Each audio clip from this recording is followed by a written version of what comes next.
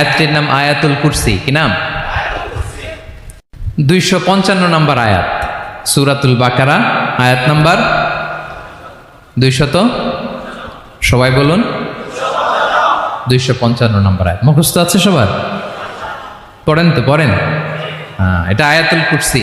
এটা কোরআনের সবচাইতে দামি আয়াত। 6236টা আয়াতের মধ্যে থেকে সবচাইতে দামি আয়াত এটা।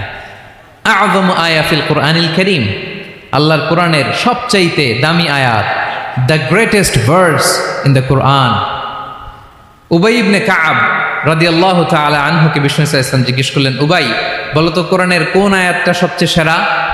উবাই জানেন, তারপরে বললেন আল্লাহু ওয়া রাসূলুহু আ'লাম, আল্লাহ আল্লাহ রাসূল ভালো জানেন। দেখেন কত বিনয়ী ছিলেন সাহাবারা, জেনে উত্তর দিতে চাইতেন না, ভাবতেন না জানি বিশ্বনবী নতুন কিছু আমাদেরকে জানায়।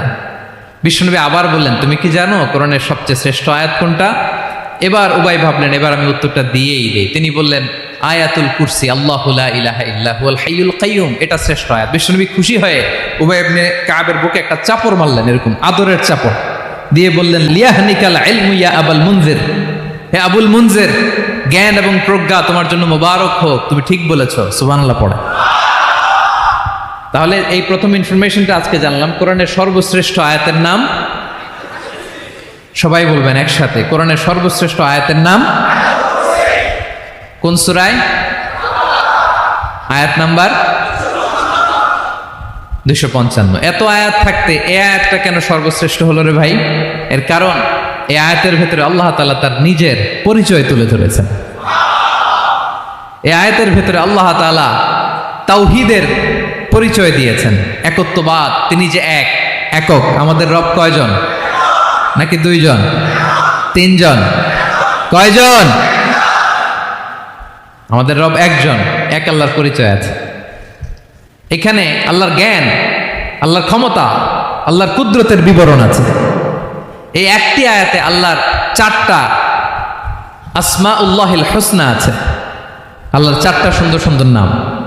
আল হাই, আল কাইয়ুম, সবশেষে আছে আল আলী, আল আযীম। মোট কয়টা? জোরে বলেন। আল হাইয়ুল কাইয়ুম 2টা, আল হাই একটা, আল কাইয়ুম একটা। ওয়ালা ইয়াউদুহু হিফযুহুমা ওয়া হুয়াল আলিয়ুল, একটা আল আলী আর একটা আযীম। তাহলে মোট আল্লাহর কয়টা নাম আছে এখানে? এজন্য এই আয়াতটা কোরআনের সবচাইতে শ্রেষ্ঠতম আয়াত, আয়াতুল কুরসি। এটা আপনারা পড়বেন। বিষ্ণু ঈসা ইসলাম বলেন, মান ক্বারাআ আয়াতুল কুরসি দুবুরা কুল্লি সালাতিন মাকতুবাতিন লাম ইয়ামনাহু মিন দুখুলিল জান্নাতি ইল্লাল মাউত। প্রত্যেক ফরজ সালাতের পরে যে ব্যক্তি আয়াতুল কুরসি পড়ে তার জান্নাতে যাওয়ার ক্ষেত্রে আর কোনো বাধা থাকে না, একটা জিনিস ছাড়া, সেটা হচ্ছে মরণ, মৃত্যু। লোকটা মরে না তাই জান্নাতে যায় না, মরলেই জান্নাতে। প্রত্যেক ফরজ সালাতের পরে যদি কেউ আয়াতুল কুরসি পড়ে তার জান্নাতে যাওয়া কেউ ঠেকাতে পারবে না, কোনো বাধা নাই। একটা বাধা আছে, সেটা কি? মরে না। না মরলে জান্নাতে যেতে পারবেন? মরলেই। তাহলে কত ফজিলতপূর্ণ আয়াত বলেন। বাতুপা হাতের আমার কলেজের টুকরা ভাইয়েরা, প্রত্যেক ফরজ নামাজের পরে এটা পড়বেন ইনশাল্লাহ। বলেন সবাই। প্রত্যেক ফরজ সালাতের পরে এই আয়াতুল কুরসি পড়বেন।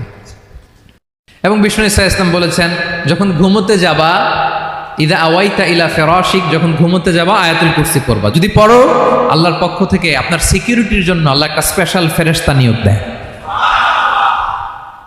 সকাল পর্যন্ত আপনার সিকিউরিটি দেয়, শয়তান আপনার কাছে আসতে পারে না। ফজরের পরে পড়লে মাগরিব পর্যন্ত সিকিউরিটি, প্রোটেকশন ফ্রম আল্লাহ। মাগরিবের পরে পড়লে ফজর পর্যন্ত প্রোটেকশন ফ্রম আল্লাহ। তাহলে দিস আয়াতুল কুরসি শুড বি আওয়ার ওয়াজিফা, ডেইলি ওয়াজিফা at every morning and every evening for every Muslim. ঠিক কিনা বলেন? প্রত্যেক মুসলিমের স্পেশাল ওয়াজিফা হবে আয়াতুল কুরসি। ফরজ নামাজের সালাম ফিরানোর পরে আস্তাগফিরুল্লাহ আস্তাগফিরুল্লাহ আস্তাগফিরুল্লাহ 3 বার, সুবহানাল্লাহ 33 বার, আলহামদুলিল্লাহ 33 বার, আল্লাহু আকবার 33 বার, লা ইলাহা ইল্লাল্লাহ ওয়াহদাহু লা শারীকা লাহু, এগুলো পড়ার পরে আমরা আয়াতুল কুরসি পড়ব। তাহলে জান্নাতে ঢোকার এন্ট্রি আমার কেউ ঠেকাতে পারবে। তাহলে পড়বেন সবাই আয়াতুল কুরসি। এই হচ্ছে আয়াতুল কুরসির ফজিলত। জাদু টোনা, বান, ব্ল্যাক ম্যাজিক, এগুলোর অনিষ্ট ক্ষতি আছে না নাই? অনেকের সমস্যা বলে হুজুর ব্ল্যাক ম্যাজিক করেছে, জাদু করেছে, বান মেরেছে, এগুলো থেকে আল্লাহ তাআলা আপনাকে প্রোটেকশন দিবেন। শয়তান আপনাকে ওয়াসওয়াসা দিতে পারবে না, কাছে আসতে পারবে না, জিন এসে আপনার ডিস্টার্ব করতে পারবে না। জিন পরে ডিস্টার্ব করে না? হ্যাঁ, এই প্যারানর্মাল বিষয়গুলো, সুপার ন্যাচারাল যেগুলো, জিন পরি ডিস্টার্ব করে। আয়াতুল কুরসি পরে ফু দিবেন, কাছেও আসবে না। সুবহানাল্লাহ। প্রোটেকশন দিবে কে? তাহলে রামাটেক্স গ্রুপের আজকের প্রোগ্রামে আমরা সবাই একমত হলাম যে আমরা এখন থেকে ডেইলি ফরজ সালাতের পরে আয়াতুল কুরসি পড়বো, ঠিক কিনা? কিন্তু তার আগে তো নামাজটা পড়তে হবে নাকি? হ্যাঁ, 5 ওয়াক্ত সালাত জামাতের সাথে পড়বেন তো?